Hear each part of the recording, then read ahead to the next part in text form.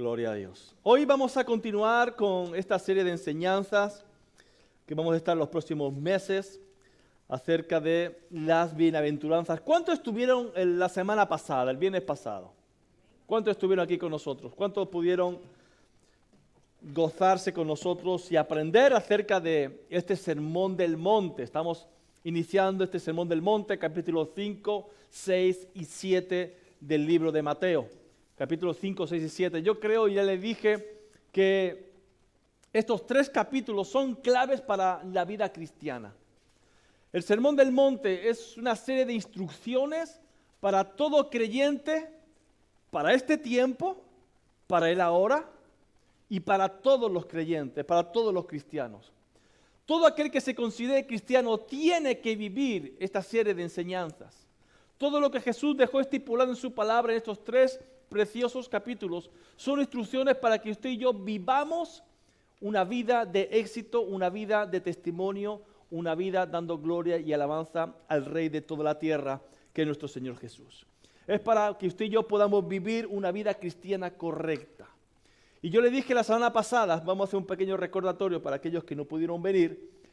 La semana pasada yo les dije que si no somos capaces de vivir estos tres capítulos, este Sermón del Monte, no somos verdaderos cristianos.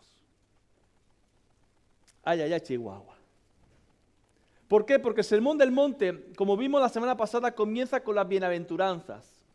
Y esta bienaventuranza determina el carácter del cristiano. Porque si usted mira a partir del versículo 14 en adelante, cuando ya terminamos estas bienaventuranzas, a partir del capítulo 14 en adelante, de este capítulo 5, versículo 14 en adelante, capítulo 6, capítulo 7, ya son instrucciones del comportamiento. Y por eso primeramente Jesús comienza, no por casualidad con las bienaventuranzas, sino lo que Jesús comienza es a marcar el carácter de todo cristiano. Y si se da cuenta, algo maravilloso. Comenzamos la semana pasada hablando de los pobres en espíritu. ¿Se acuerdan? Y vimos que los pobres en espíritu son aquellos que entienden la necesidad de tener a Jesús en su vida. Dijimos que bienaventurado significa, ¿qué significa bienaventurado? ¿Se acuerdan? Feliz. Diga que tiene a su lado, tienes cara de Macario. Macario es feliz en griego. Macario. La pastora me está mirando diciendo, ¿me está insultando? No. Ok, Macario.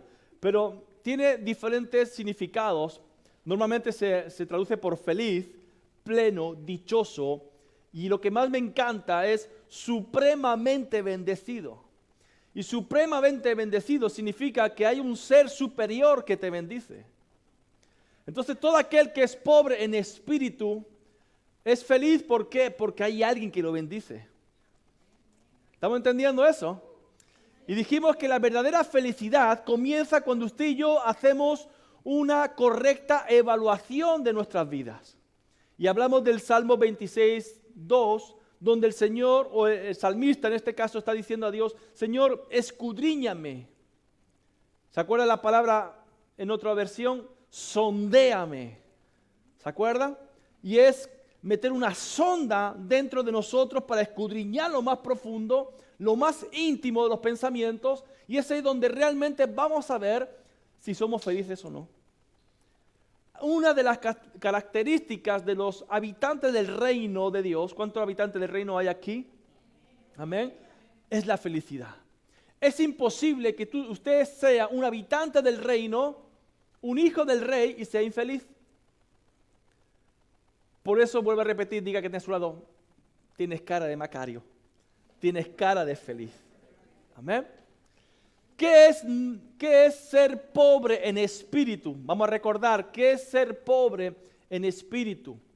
Ser pobre en espíritu no significa que sea pobre en lo material. Hay muchos ricos que son pobres en espíritu. ¿Amén? No, la religión nos enseñó que la pobreza es señal de espiritualidad, y eso no es verdad. La pobreza no tiene nada que ver con lo espiritual. Es el deseo de Dios que usted sea rico, porque la palabra dice que Él se hizo pobre para que usted fuese rico. Entonces, no es señal de pobreza, de ser pobre en espíritu, tener pobreza material. Tampoco ser pobre en espíritu es tener un temperamento que le haga ser tímido. Eso no es ser pobre en espíritu. Tampoco es tener un espíritu pobre. No es lo mismo ser pobre en espíritu que tener un espíritu pobre. Ser un pobre de espíritu, tener un espíritu pobre, significa aquellos que solamente pueden ser felices por las cosas que sus sentidos perciben.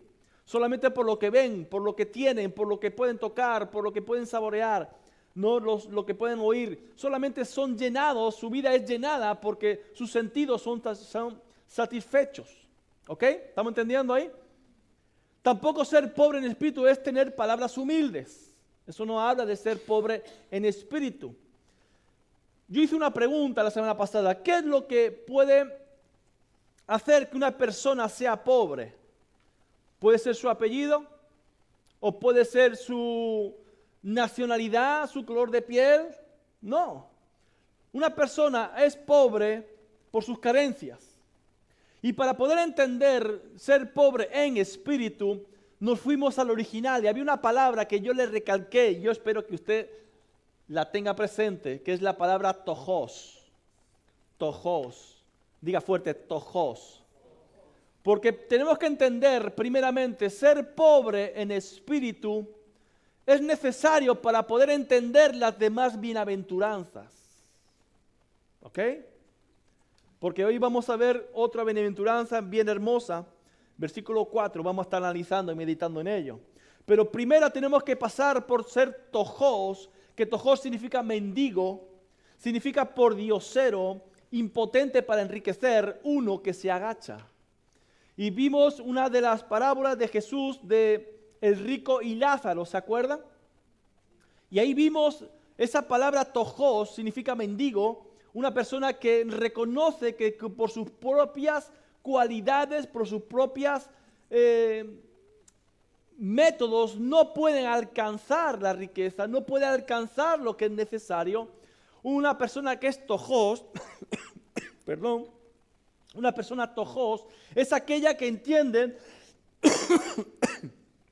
perdón, es la hora del té.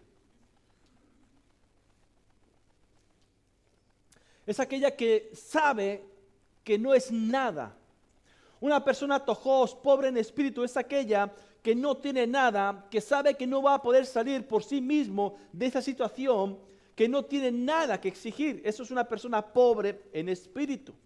Amados, un tojos es aquel que depende de la gracia de Dios para satisfacer sus necesidades básicas. Y la primera necesidad que usted y yo tenemos es la salvación. Y un tojos es aquel que sabe que por sus obras no puede ser salvo, porque la palabra dice que la salvación es por gracia y no por obras para que nadie se gloríe. Entonces, usted y yo necesitamos ser tojos, pobres en espíritu, para poder entrar en el reino. Una persona no puede entrar en el reino por sus obras. Una persona entra en el reino por la obra de la cruz. ¿Estamos aquí?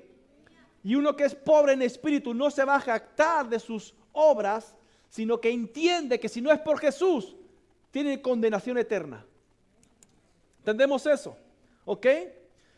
Jesús llegó a decir que separados de Él, nada podemos hacer. Y ese nada incluye la salvación eterna. ¿Ok? ¿Estamos aquí? Recordamos lo que es pobre en espíritu. Hoy vamos a ver otro versículo, otra bienaventurada también hermosa. Vamos a leer desde este capítulo 5, desde el versículo 1. Así que aquellos que tienen Biblia, acompáñenme. Capítulo 5 de Mateo, versículo 1. Vamos a leer los 4 primeros versículos. Amén. Dice así: viendo la multitud, subió al monte, y sentándose vinieron a él sus discípulos, y abriendo su boca les enseñaba, diciendo: bienaventurados los pobres en espíritu, porque de ellos es el reino de los cielos. Verso 4. Bienaventurados, felices los que lloran, porque ellos recibirán consolación.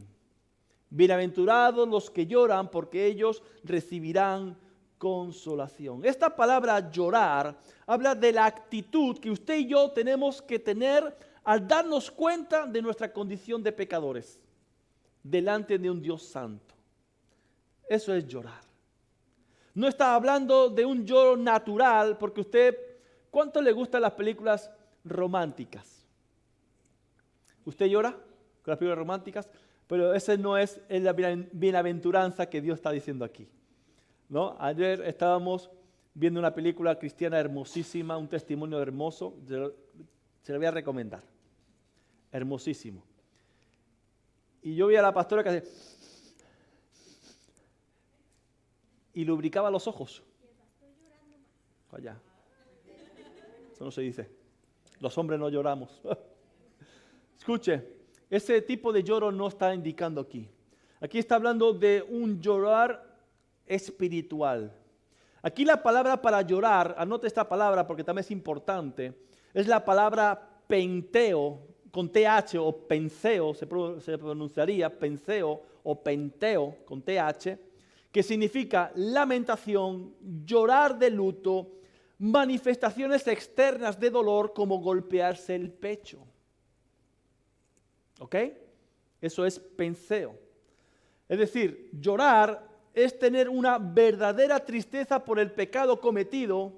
¿Por qué? Porque usted y yo sabemos que si hay algo que nos aleja de Dios, es el pecado. Algo que pone una traba, un muro delante de Dios, entre Dios y nosotros, es el pecado. Dios es un Dios santo y Dios no puede tener contacto con el pecado. ¿Estamos entendiendo? Entonces, un bienaventurado porque llora es aquel que se da cuenta que a causa de su pecado ha provocado una división entre Dios y él. Y eso, amados, nos tiene que provocar llanto. Más que las películas románticas, eso es lo que realmente nos tiene que provocar llanto, nuestro pecado, nuestra vida de pecado. Uno de los ejemplos más palpables que encontramos en la palabra es la parábola del fariseo y el publicano. ¿Se acuerdan de ella? Vamos a leer en Lucas capítulo 18, verso 9 en adelante. Lucas capítulo 18, verso 9 en adelante. Que la palabra del Señor nos dice de la siguiente manera. A unos que confiaban en sí mismos como justos y menospreciaban a los otros, dijo también esta parábola. Y ahora es Jesús hablando. Dos hombres subieron al templo a orar. Uno era fariseo y el otro publicano. El fariseo, puesto en pie, oraba consigo mismo de esta manera.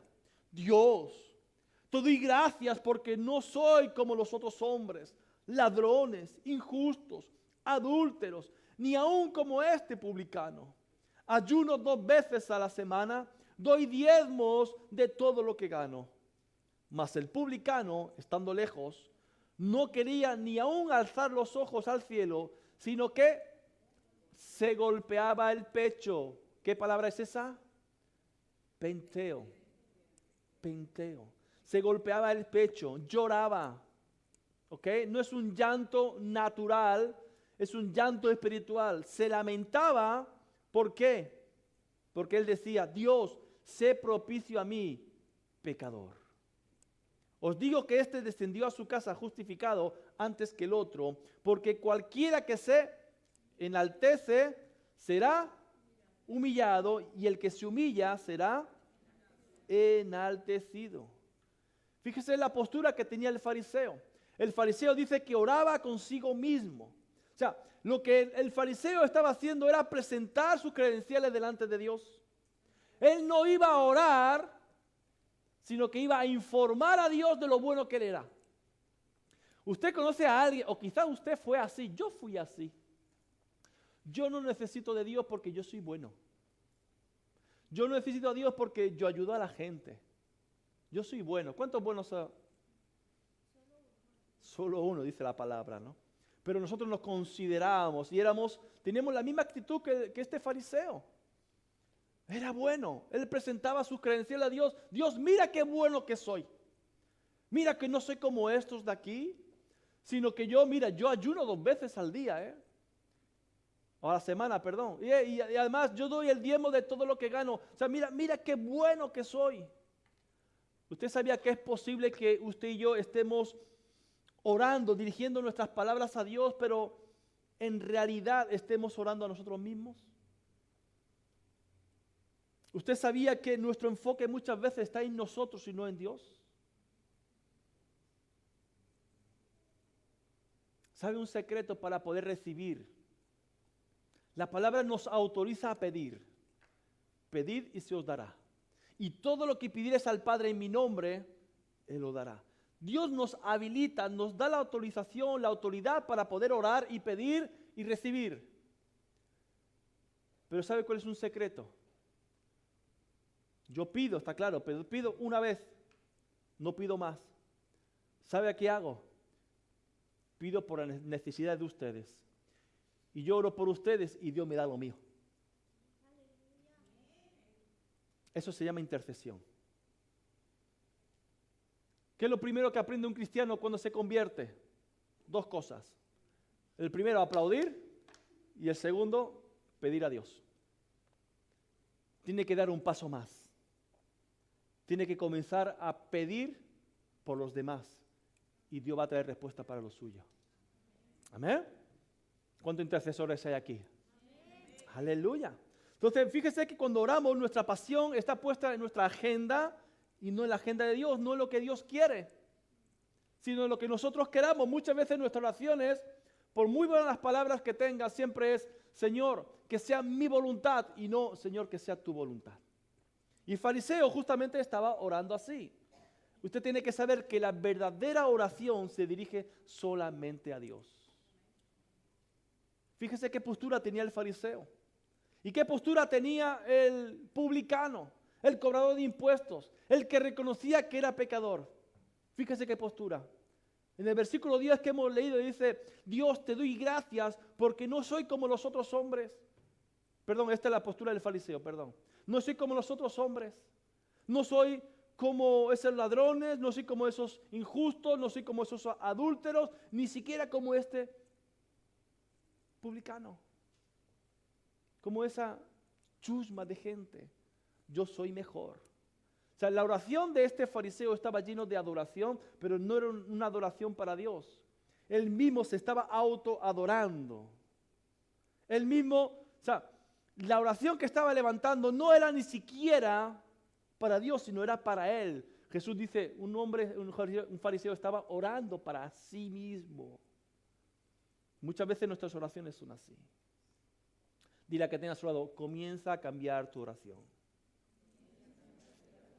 ¿Cuántos puede decir, pastor, es que yo no sé orar? ¿Cuántos? Les espero a las 6 de la mañana. Les esperamos a las 6 de la mañana. De martes a viernes. Conéctese. Va a aprender ahora. Hoy estábamos mal y como hoy estamos malitas, la pastora y yo estamos haciendo los mayores. ¿Ok? Lo sé. Escuche, el fariseo subió al templo a orar, no porque se sintiera el pecador que necesitaba perdón. El fariseo subió a orar porque él se creía que era justo. Él se creía que no necesitaba de nada ni de nadie. Él lo único que esperaba era ganar alabanzas.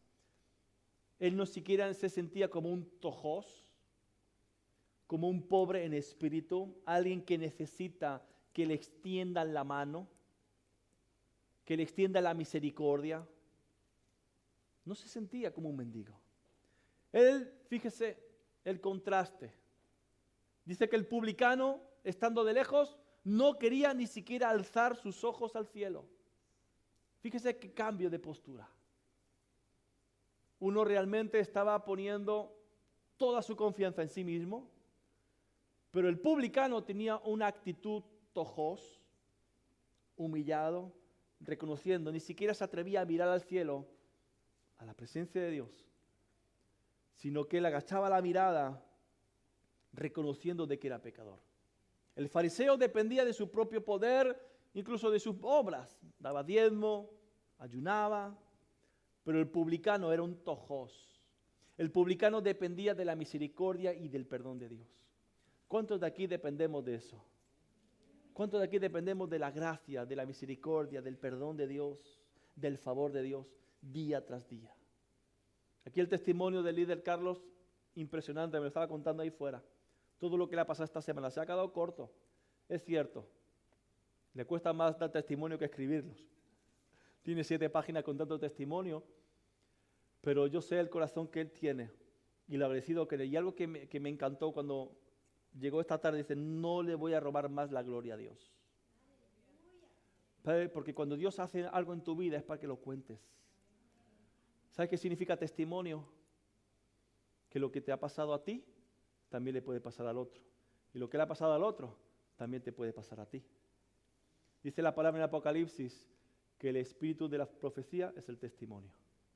Dile a que tiene a su lado, no seas robaglorias. Entonces cuenta, habla, predica lo que Dios ha hecho en tu vida. Amén. Entonces este hombre reconoció que era un pecador que necesitaba la misericordia de Dios. Entonces usted y yo podemos imaginarnos esa oración del fariseo levantando su voz con palabras elocuentes, palabras cultas, con palabras fluidas, con palabras con un estilo espiritual. Y uno cuando ve a ese fariseo orando puede decir, wow, qué pedazo de hombre tan espiritual.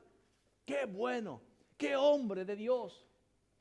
En cambio usted puede ver, imaginarse al publicano orar que se entrecortaba, le faltaban palabras, no se sentía digno, frases cortas, quizás con miedo a orar. Fíjese qué contraste. Dice la palabra que él se golpeaba el pecho, penteo, llorar. Y no es que lloraba con lágrimas, sino que la postura que él tenía delante de Dios era justamente eso.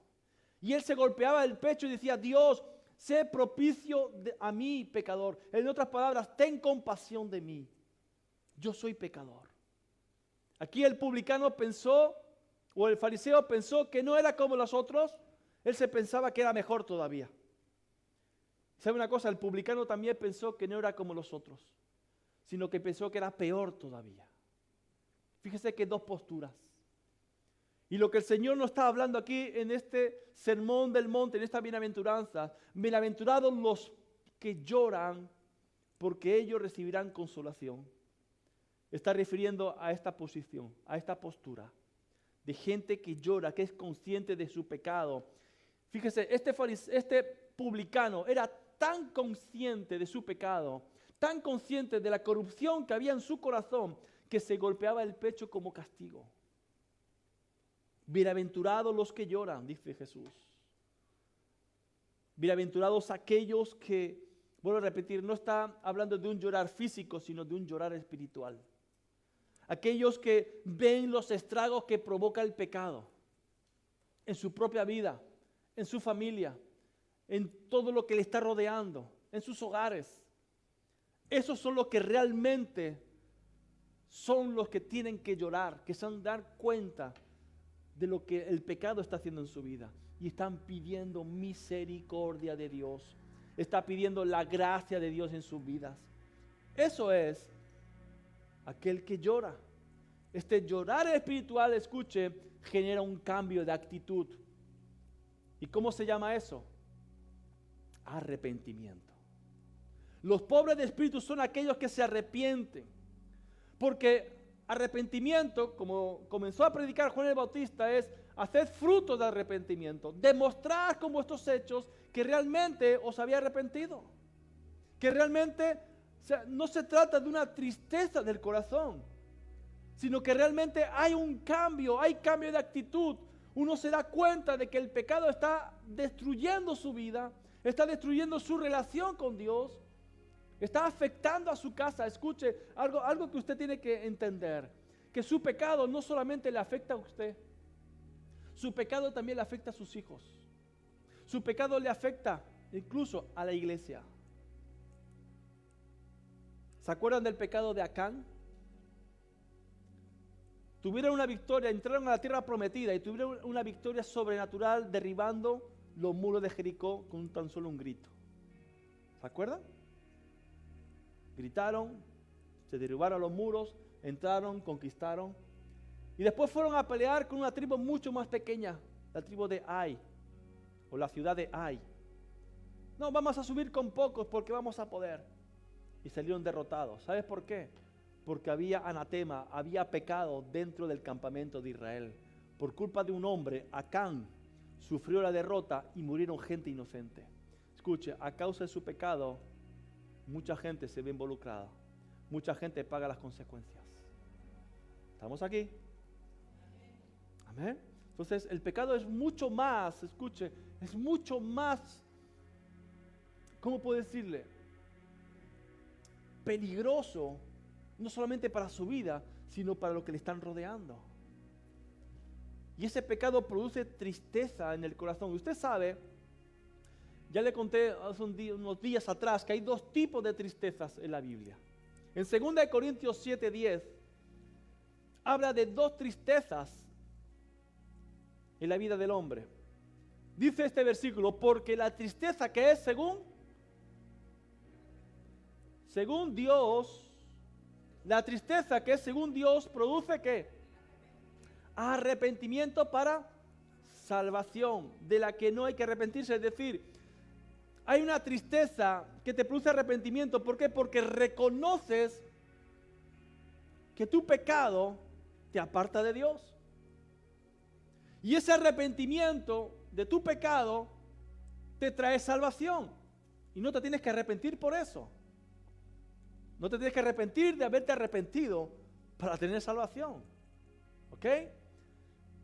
Pero la tristeza de ¿qué? Del mundo produce muerte. Entonces aquí vemos dos tipos de tristeza. La de Dios, que produce arrepentimiento, y la tristeza del mundo, que produce muerte. Le doy ejemplos. La tristeza según Dios, lo que es el verdadero arrepentimiento. ¿Se acuerdan de la historia de Pedro? ¿Cómo es conocido Pedro? Por negar 3 veces a Jesús. Pero mira que dice en Lucas capítulo 2, 61, se lo voy a leer rápidamente. En el momento que él negó la 3ª vez a Jesús, dice que se escuchó el canto del gallo. Pero en ese momento, escuche, en ese momento, justamente en ese momento, la mirada de Jesús y la mirada de Pedro se cruzaron. Imagínate esa mirada de te dije que me ibas a traicionar, te dije que me ibas a negar. Y dice el versículo 62 de Lucas 22 que saliendo fuera lloró amargamente. Lloró amargamente. Este es el arrepentimiento. Este es el lloro, la tristeza según Dios. Ahora, la tristeza según el mundo, el remordimiento.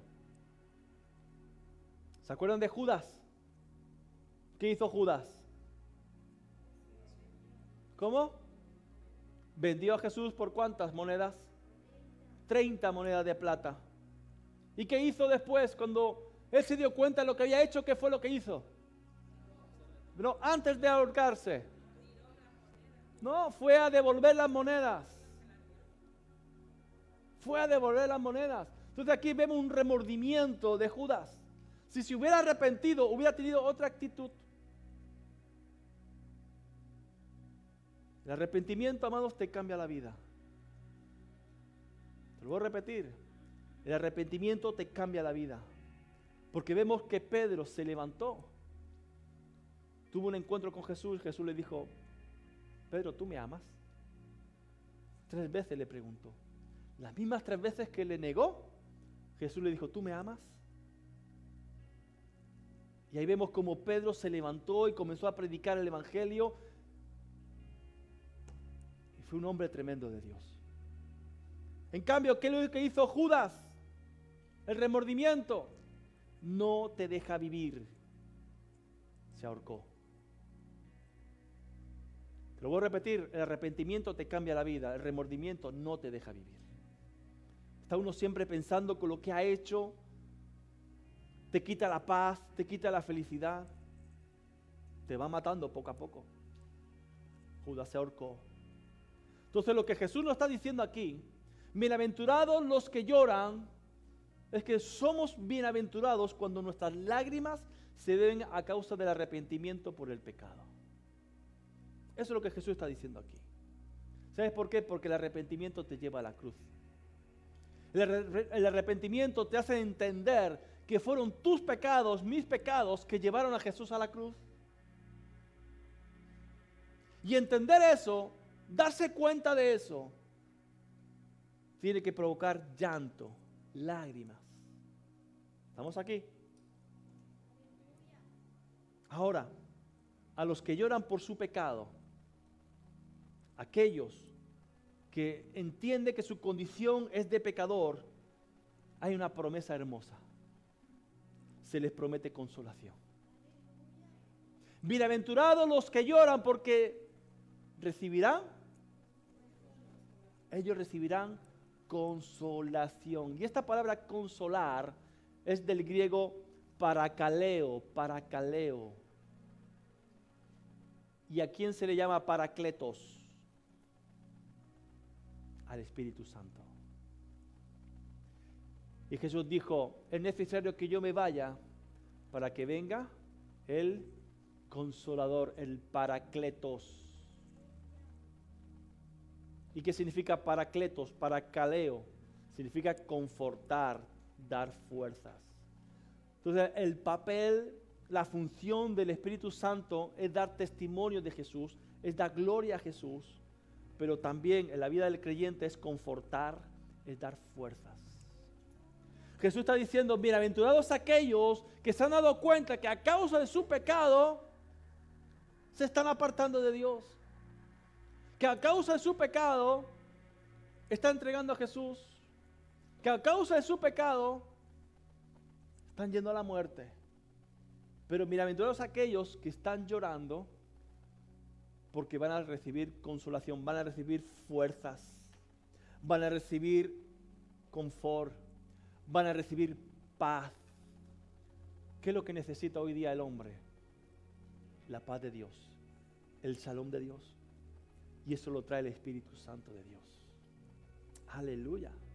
Pero fíjese algo importante, Dios permite esta tristeza en nuestras vidas como un camino, no como un destino. Dios permite que esta tristeza por tu pecado, estas lágrimas por tu pecado, es parte del camino para llevarte al arrepentimiento, pero no es tu destino. No es que mueras en tu pecado, no es que estés constantemente viviendo en tu pecado, sino es parte del proceso, es parte del camino para llevarte al propósito, al destino que Dios tiene para ti. Ejemplo, usted tuvo un hábito de pecado. Dios te sanó, Dios te libertó, Dios te salvó. Y ese pecado sirve para dar testimonio a otros que están en el mismo pecado que usted estaba. Es decir, como dice Romanos 8:28, y todas las cosas es para bien para aquellos que aman a Dios. Todas las cosas que pasan en tu vida, que has pasado, que has caído, sirven para la gloria de Dios, sirve para dar testimonio, sirve para que otras personas sepan que en Dios se puede salir. ¿Estamos entendiendo eso? Entonces fíjese que Dios nos dará aliento, nos dará fuerzas a través del Espíritu Santo después de haber llorado por nuestro pecado. Entendamos de que mi pecado, su pecado, nos aparta de Dios. Eso tiene que provocar llanto. Y la promesa es, recibirás consolación. Una vez que uno va a la cruz, una vez que uno se pone delante de Dios, cada vez que usted y yo caemos, pero hay una promesa hermosa. En Salmo 55:22, Salmo 55:22 dice, echa sobre Jehová tu carga y Él te sustentará. Dice, no dejará para siempre. No dejará para siempre caído al justo. ¿Cuántos justos hay aquí? Entonces esta promesa para usted, no, escuche, no te dejará caído para siempre. ¿Pero qué me está diciendo ahí? Que el justo puede caer. El justo puede caer. El justo puede pecar, pero el pecado tiene que ser un accidente. ¿Estamos aquí? Otra cosa es tener el hábito de pecar. Entonces pregúntese si usted ha nacido de nuevo o no. Porque el que nace de nuevo cambia la vida, no tiene el hábito de pecar. Peca, sí. Y el que diga que no peca es mentiroso, hace a Dios mentiroso. Porque la palabra dice que todos pecamos. Pero lo importante, la promesa que tenemos aquí es que no dejará para siempre. Caerás, pero Dios te levanta. Pecarás, pero Dios te levanta. Siempre y cuando llores. Ojo, no estoy hablando de lágrimas de cocodrilo, no estoy hablando de remordimiento, estoy hablando de arrepentimiento verdadero, arrepentimiento genuino. Dice la palabra que aquel que se arrepiente y se aparta. Amados, no vengamos con lágrimas de cocodrilo, vengamos con hechos. Que realmente demostremos que hemos cambiado, que hay frutos dignos de arrepentimiento, que con nuestra vida, con nuestras actitudes, estamos demostrando que hemos cambiado nuestra vida de pecado y que ahora estamos viviendo una vida en santidad, que nos caemos, sí, pero Dios no te dejará caído. Dios no dejará al justo. Dios lo levantará una vez y otra vez y otra vez hasta que dejes de pecar. Y la promesa de Jesús es: yo enviaré al Espíritu Santo, al paracaleo, al paracleto, para que te dé fuerza, para que no vuelvas a caer otra vez lo mismo, para levantarte, para fortalecerte, para confortarte, para limpiar tus heridas. Y donde hubo deshonra, habrá doble honra. Bienaventurados los que lloran, porque ellos recibirán consolación. Aleluya. Aleluya. Es por eso que, amados, que usted y yo tenemos que ir constantemente a la cruz. Tenemos que estar constantemente en la presencia de Dios. Constantemente tenemos que ponernos a cuentas con Dios. Cada mañana, cada noche. Usted no sabe en el momento que usted va a partir. Y Dios te está dando la oportunidad de decir: este es el carácter del cristiano que quiero para hoy. Uno que reconozca su pecado.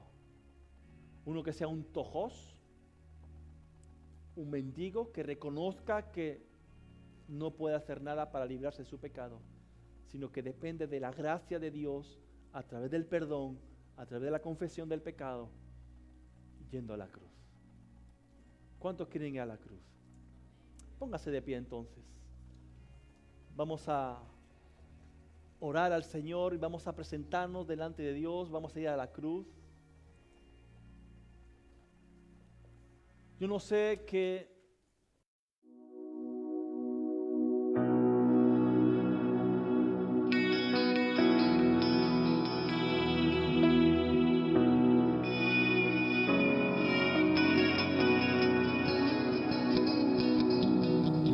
Dios te guarde y bendiga, que extienda su amor y te muestre